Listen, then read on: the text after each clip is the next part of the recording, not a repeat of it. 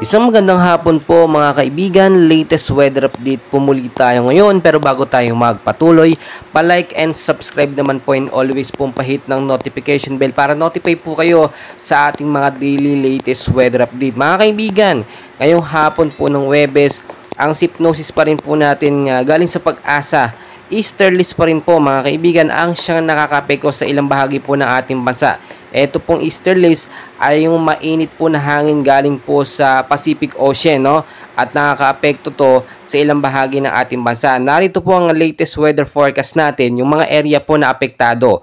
Ito po, no, sa area ng Northern Mindanao, Caraga at Davao Region, maulap po na panahon ang posibleng maranasan dyan na meron po mga isolated light rains to rainy shower, no, o rainfall shower to thunderstorm. Mag-ingat po tayo sa banta ng pag-uulan, especially mag-ingat din yung mababang lugar, pati rin po yung mga landslide prone area. Posible kasi magkaroon ng pag-uulan kahit po mainit ang panahon sa umaga hanggang sa tanghali.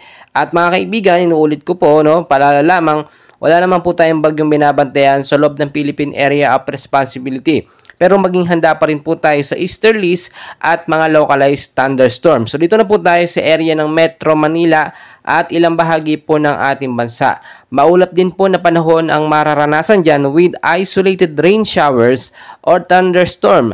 Cause po yan o sudulot po yan ng easterlies at ito ng localized thunderstorm po na nakakaapekto sa ilang bahagi po ng ating bansa. Posible pong impact niya, no, ay pagbabaha po. Kaya ngayon pa lamang mas maganda tignan mabuti yung mga estero, mga kanal kung may mga basurang nakalagay, no, nakabara para iwas na po tayo sa landslide or mga pagbabaha. Mag-ingat din po yung matataas na lugar sa landslide, no, kapag alam nyo malakas ang pag-uulan, umiwas po kayo. Pero kung titignan naman natin, malabo namang umulan na malakas dahil nga sa sobrang init po, dahil dala na rin po yan o nagsisimula na rin po ang El Nino. Pero mga kaibigan, gayon pa man, dahil nga pabago-bagong panahon, mas maganda ng handa tayo anumang oras. Mga kaibigan, patuloy ko po kayong i-update. And please huwag kalimutan mag-like and subscribe and pakishare na rin po ng ating video para sa ating mga kaibigan para aware po sila sa lagay na ating panahon. Maraming salamat po sa inyong lahat.